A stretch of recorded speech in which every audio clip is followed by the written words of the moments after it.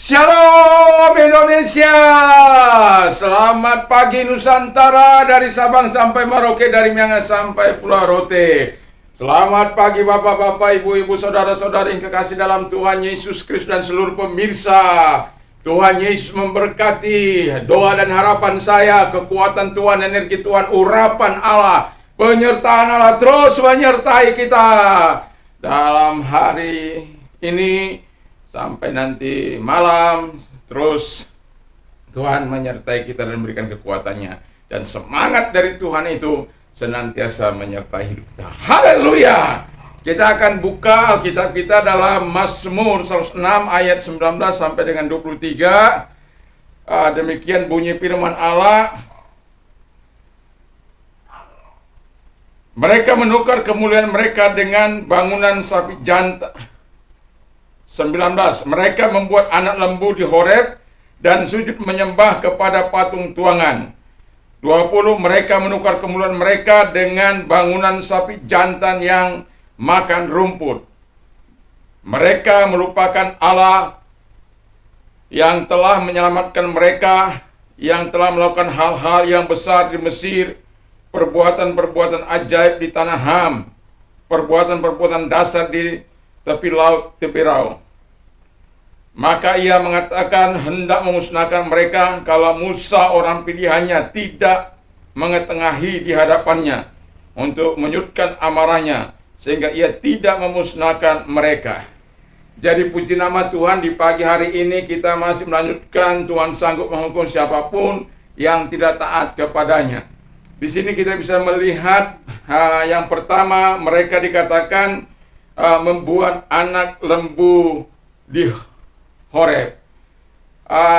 Kita tahu bahwa pada waktu itu Musa sedang menemui Allah, dan setelah beberapa waktu Musa tidak turun karena ya terlalu asik di atas dengan Allah, dan memang dia sedang berbincang-bincang dengan Allah, dan karena ada sesuatu yang akan Allah berikan kepada Musa, yaitu 2 loh batu, di mana yang 4 mengasihi Tuhan, yang 6 mengasihi manusia. Dan 2 loh batu itu adalah 10 perintah Allah yang ditulis dengan jari Allah sendiri. Tetapi kita melihat di sini bagaimana mereka dengan lamanya Musa turun dari gunung itu, maka mereka merasa tidak sabar. Ada hal yang mereka katakan yang disalahkan, Musa lagi. Ya, kita tahu bagaimana Israel ini, kita tahu bagaimana perbuatan mereka, tindakan mereka, apa saja bisa mereka buat menjadi kesalahan bagi Musa.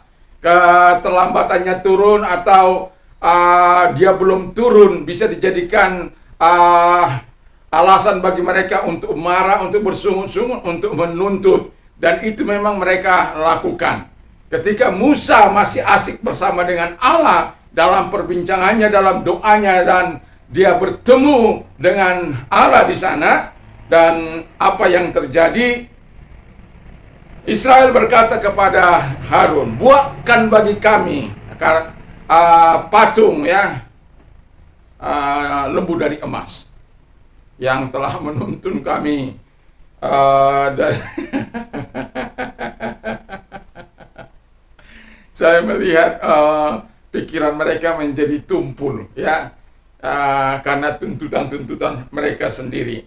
Dan kemudian apa yang terjadi di dalam, nanti Anda bisa baca dalam pasal 32 itu, Anda akan melihat bagaimana tuntutan orang Israel ini akhirnya dipenuhi oleh Harun, ya. Dan karena mereka punya alasan, yang pertama Musa mengundur-undur katanya, lalu kemudian yang kedua Musa tidak tahu apa yang terjadi di atas sana. Lalu mereka mendesak Harun membuat Allah bagi mereka dan emas lembu tuangan.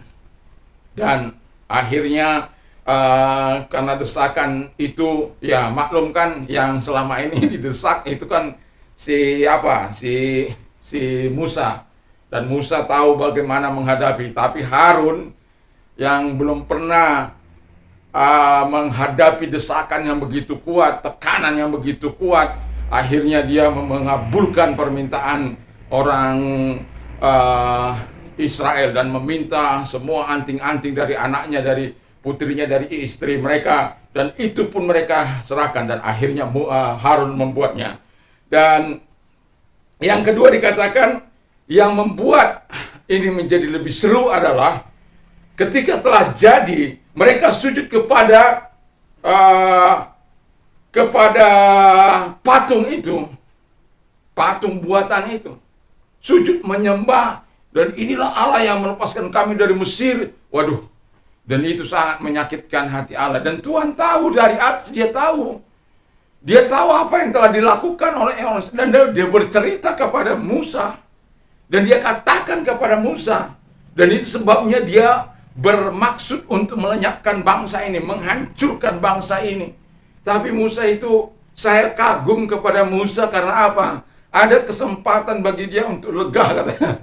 Karena Allah berkata, aku akan menghapuskan bangsa ini, tapi aku akan membangkitkan dari generasimu. Tapi Musa nggak bersedia. Musa katakan, Tuhan janganlah. Ingatlah apa yang sudah engkau lakukan, perbuatanmu yang besar, yang luar biasa itu. Tuhan, Musa ingatkan akan janji-janjinya terhadap Abraham, Ishak, dan Yakub. Ingatlah itu. Wah, Musa ini memang hebat. Kalau mungkin sebagian orang kan ada menyingkirkan yang lain untuk bisa naik. Ya Musa tidak perlu lagi menyingkirkan yang lain, memang karena sudah Tuhan angkat dia gitu. Tapi bisa saja dia untuk mengurangi bebannya, rasa sesaknya selama ini. Bisa, iya Tuhan. Tapi tidak. Jangan Tuhan, jangan. Ingatlah segala perjanjian yang mengasihi generasi dari Abraham, Ishak, dan Yakub. Mereka adalah generasi Abraham, Ishak, dan Yakub. Lalu Tuhan tidak jadi menghukum mereka, tetapi tetap ada dampaknya. Lalu dikatakan lagi, yang ketiga, mereka mengganti kemuliaan Allah dengan kemuliaan sapi. Kita tahu kalau kemuliaan Allah itu turun bagi kita, betapa kita mengalami nikmatnya, sukacitanya, kebaikannya, kemurahannya, sukacita yang besar mengalir dalam hati kita. Dan nggak bisa terkatakan. Nah, ketika kita menikmati kemuliaan Allah, hadirat Allah dalam kehidupan kita ini, waduh, luar biasa. Itu sebabnya orang-orang yang telah menikmati kemuliaan Allah, menikmati hadirat Allah, tidak akan menggantikan dengan apapun. Bahkan itulah sebabnya mengapa orang-orang yang sudah menikmati akan terus mau berupaya untuk menikmati kemuliaan Allah itu terus-menerus. Melalui doa, melalui penyerahan diri kepada Allah, melalui kesetiaan, melalui ketaatan kepada Allah. Dengan demikian, mereka bisa hidup menurut kehendak Allah, dan Tuhan mau memberikan hadiratnya ketika kita bertemu dengan Dia. Sama seperti Musa yang dalam kemuliaan Allah dibungkus dengan awan kemuliaan itu. Sehingga dikatakan firman Allah, dia bercahaya. Jadi di sini saya mau katakan orang Israel menjadi bodoh karena ketidaksabaran mereka, ketidaktaatan mereka. Wah, luar biasa. Lalu yang keempat dikatakan mereka melupakan Allah. Nah, ini yang parah ya. Tadi Musa mengangkat peristiwa ini, bagaimana Tuhan sudah melakukan hal-hal besar di Mesir, tetapi kalau Musa terus bisa mengingat kasih karunia apa yang sudah dilakukan di Mesir, apa yang sudah dilakukan di tanah Kanaan, memberikan mereka tanah Kanaan yang memberikan mereka menghancurkan musuh-musuh mereka, dan apa yang dilakukan Tuhan di tepi laut Tiberau, itu semua menjadi kenangan manis bagi Musa. tetapi tidak untuk orang Israel. Tidak untuk orang Israel. Mereka melupakan. Kan sering beberapa waktu yang lalu saya katakan bagaimana orang Israel ini suka sekali melupakan apa yang sudah terjadi. Karena apa? Persekutuan mereka dengan Tuhan bukan persekutuan yang didasari dari hati mereka. Persekutuan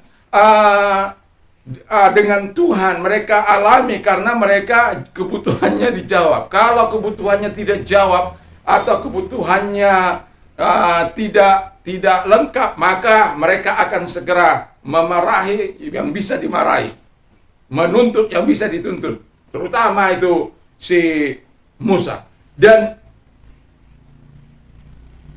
inilah kehebatan dari Musa dalam memberikan semua kebaikan kepada orang Israel, sekalipun bangsa ini bangsa yang tegar teguh. Dan Tuhan katakan sendiri ya, bahwa bangsa ini adalah bangsa yang tegar tengkuk, keras kepala, bebal, tebal. Wah, udahlah, lengkaplah dia. Dan yang mau saya katakan, jangan pernah kita melupakan kebaikan Allah di dalam kehidupan kita. Tapi biarlah kita senantiasa mengingat kebaikan Allah.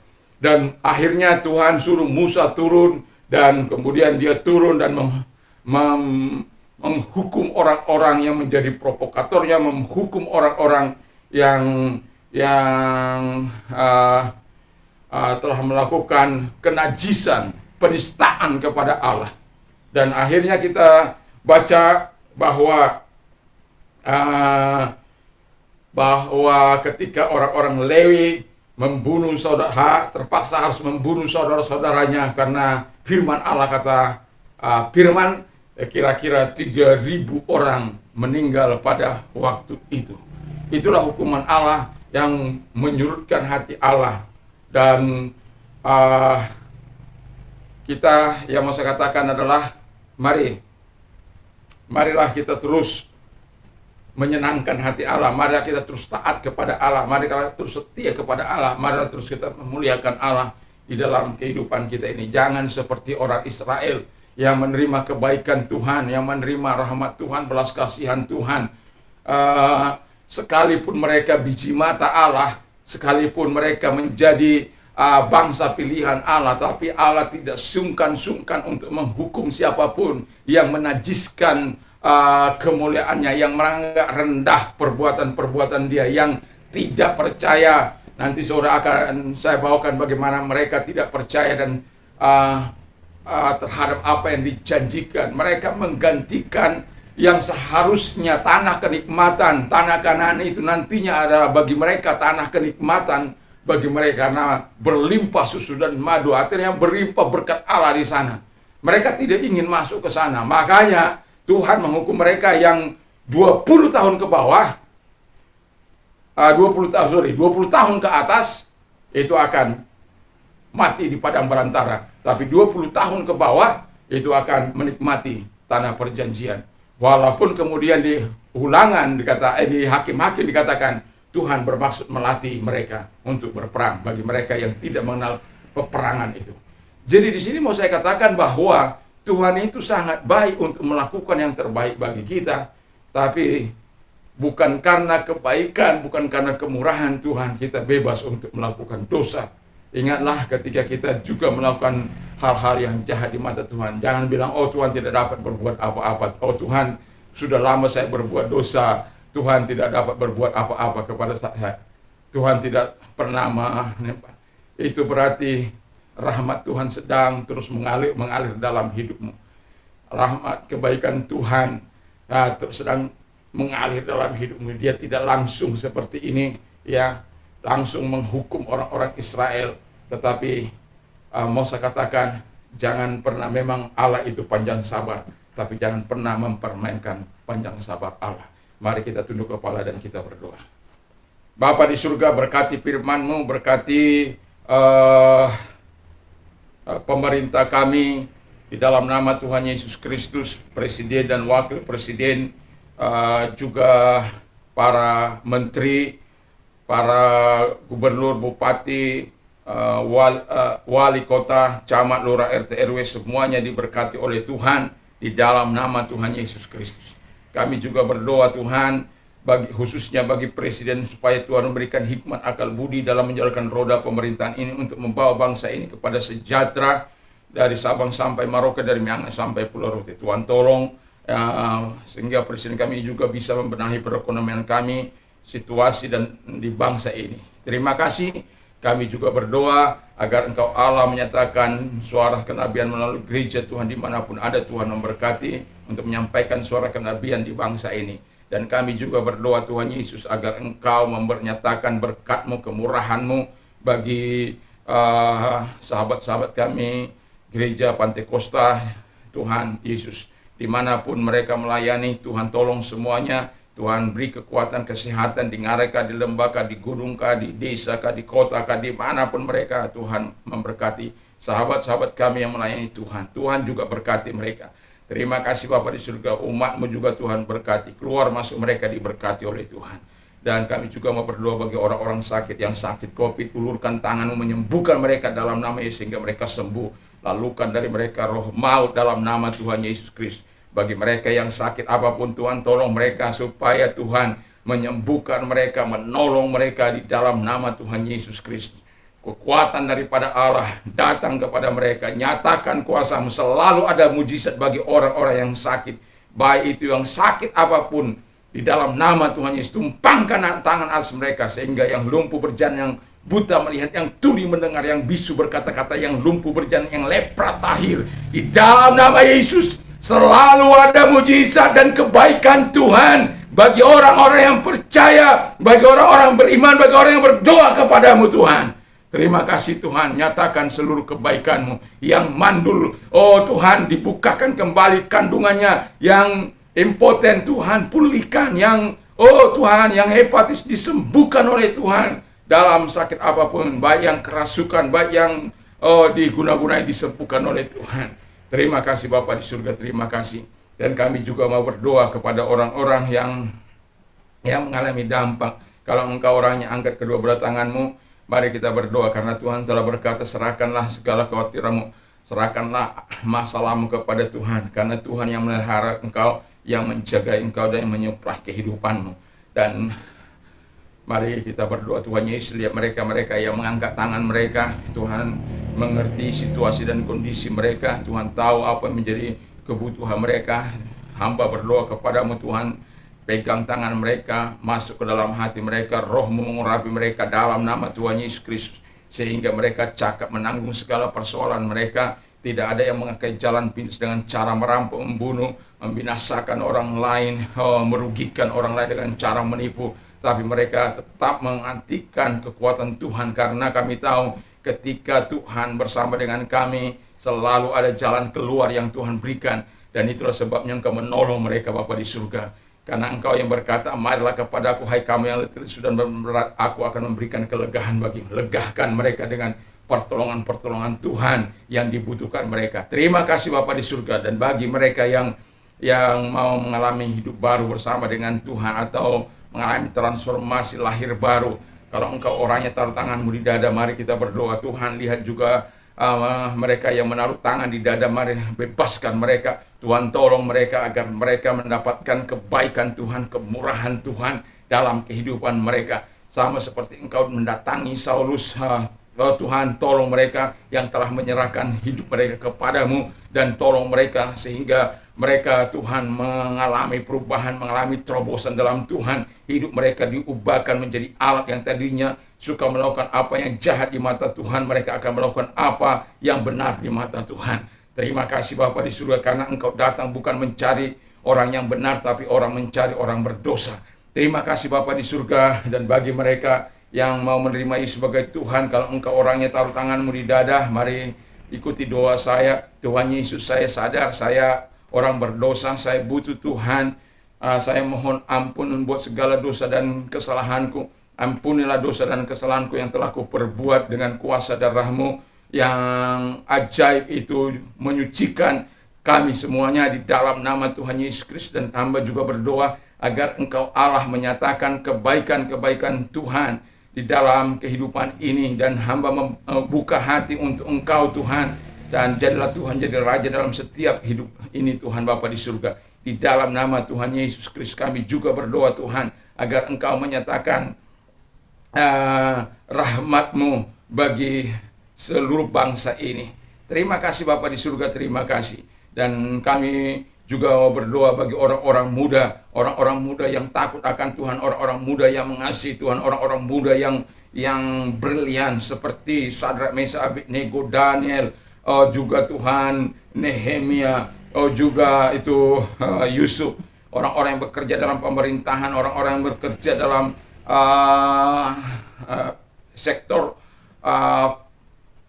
non formal seperti Yakub, Isa atau Abraham dan yang lain-lain Tuhan Yesus, dan juga orang-orang yang bekerja dalam bidang kerohanian yang unggul untuk kemuliaan Bapa di surga seperti Samuel, Paulus dan juga Timotius, para murid-Mu dan lain sebagainya Bapa di surga. Di dalam nama Tuhan Yesus, Tuhan berkehendak untuk melakukan terobosan, membela bangsa ini, sehingga apabila mereka menjadi pemimpin di masa yang akan datang, mereka melakukan apa yang benar, apa yang adil Tuhan Bapa di surga, di dalam nama Tuhan Yesus, sehingga bangsa ini akan dibawa kepada bangsa yang maju, yang diberkati oleh Tuhan. Terima kasih, kami bersyukur dalam nama Yesus, haleluya, amin. Bagi Anda yang sudah menerima Yesus sebagai Tuhan dan Juru Selamat, saya ucapkan bagi kita, Tuhan Yesus memberkati, haleluya. Dan juga saya mau katakan kepada kita, biarlah kebaikan Tuhan, kemurahan Tuhan senantiasa mengikuti langkah-langkah hidup kita. Bagi Anda yang sudah menerima Yesus sebagai Tuhan dan Juru Selamat, Tuhan memberkati. Dan jangan lupa untuk beribadah dimanapun Anda berada, di tempat gereja terdekat dari rumah Anda. Dan bagi Anda yang sudah mengalami kebaikan Tuhan, mari saksikan kebaikan-kebaikan Tuhan itu.